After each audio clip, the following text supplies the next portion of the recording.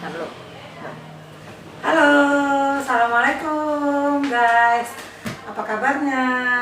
Ketemu lagi ya dengan channel Amri Official. Kawan-kawan, apa kabar? Sehat-sehat selalu. Kita nanti akan bincang-bincang dengan Bapak Zainal Amri. Untuk itu, jangan ya guys, like, subscribe, and share.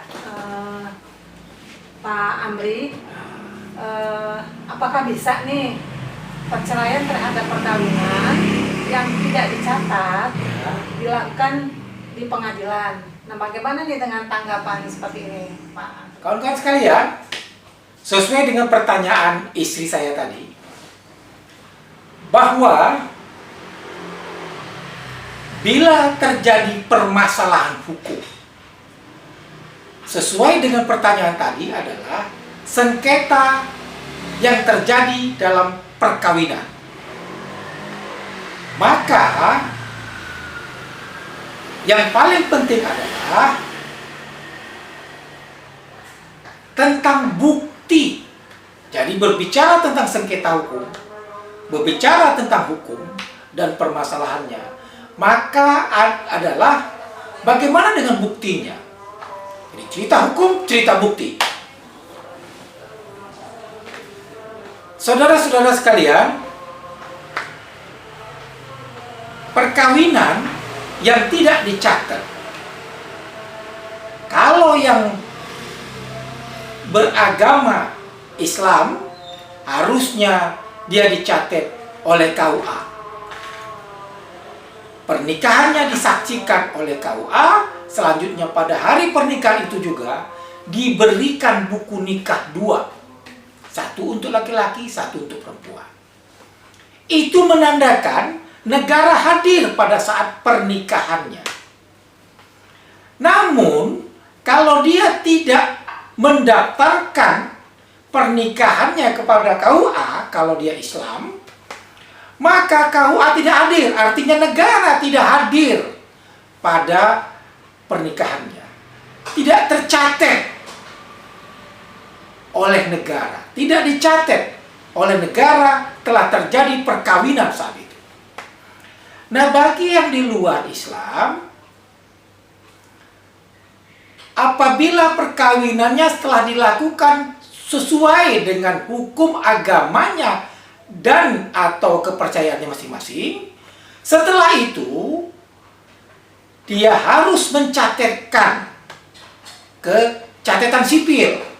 Kalau di luar Islam, maka nanti catatan sipil akan memberikan akta kawin.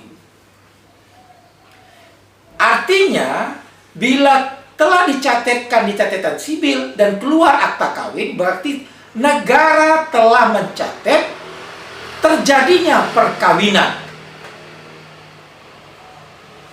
Namun, apabila perkawinan itu tidak dicatatkan sesuai dengan pertanyaan istri saya tadi, kalau dia di luar Islam tidak pernah didaftarkan perkawinan itu, tidak pernah dicatatkan perkawinan itu di catatan sipil, maka artinya negara tidak pernah mencatat telah terjadi perkawinan.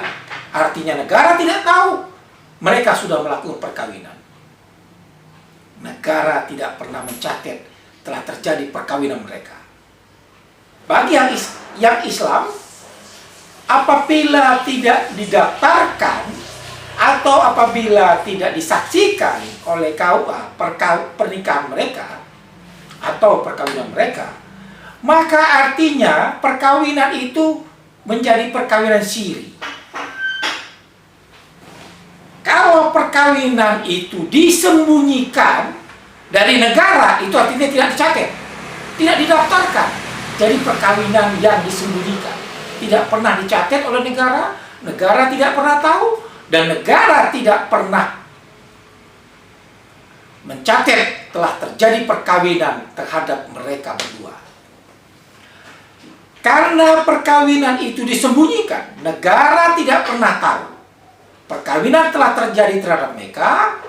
Buktinya akta perkawinan mereka tidak punya dari catatan sipil, atau bagian Islam dia tidak punya buku nikah, maka ada konsekuensi hukumnya. Bila terjadi sengketa kepada mereka, maka penyelesaian sengketa tidak bisa diselesaikan di pengadilan.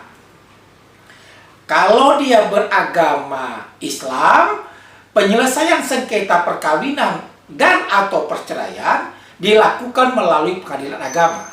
Tapi karena memang tidak pernah dicatat, tidak pernah hadir negara menyaksikan, atau KUA atau penghulu hadir, tidak pernah punya buku nikah, maka pengadilan agama akan menolak untuk menyelesaikan perkara itu.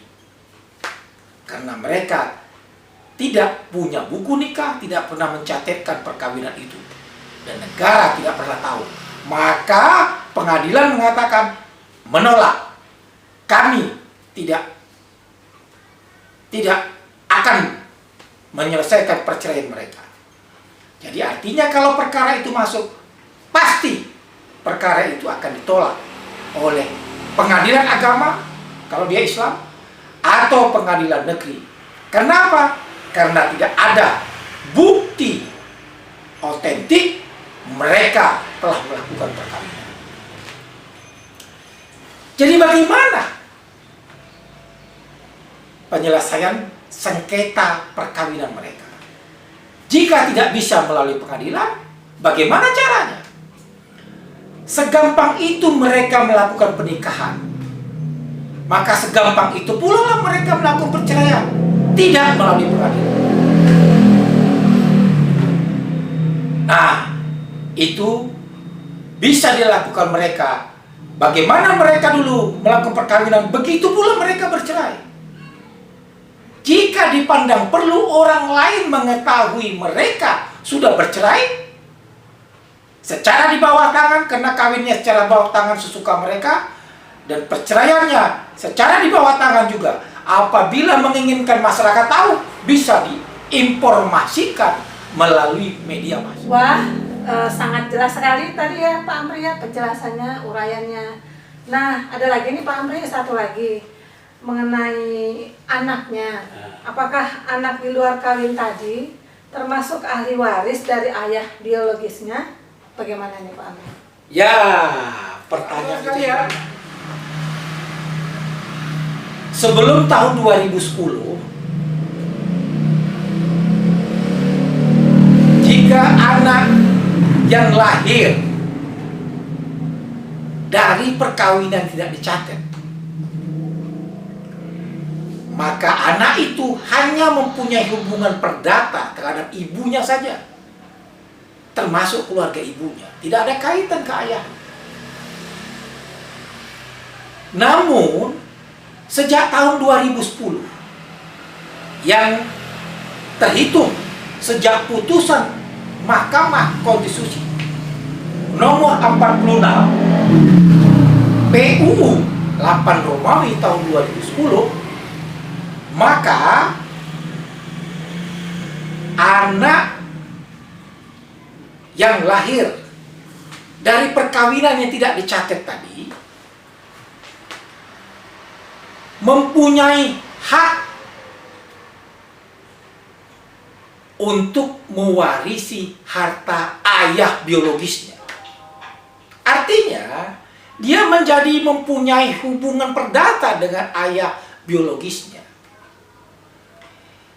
Jadi, sejak adanya putusan Mahkamah Konstitusi tahun 2010 tersebut, maka anak biologis dari ayah biologisnya tadi akan menjadi ahli waris dari ayah biologisnya dan mempunyai hak yang sama dengan saudara-saudara dari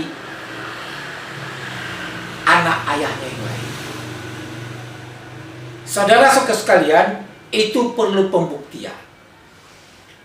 Karena itu pihak keluarga ibu si anak harus bisa membuktikan bahwasanya benar anak ini adalah anak biologis yang sah dari ayah biologisnya.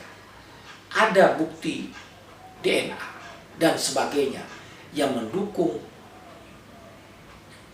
pembuktian tersebut. Dan jika pihak keluarga dari ayahnya atau anak ayah yang sebelumnya dari perkawinan sah tidak mengakui, maka perlu ada pembuktian khusus di dalam sengketa tentang warisan tersebut di pengadilan. Itu kira-kira, namun itu menjadi nyata ada perkembangan hukum sehingga hak anak biologis tadi terangkat, mempunyai hak mewarisi dari harta ayah. Oke. Demikian dulu ya guys. Lain waktu kita ketemu lagi. Semoga bermanfaat ya. Terima kasih. Dadah.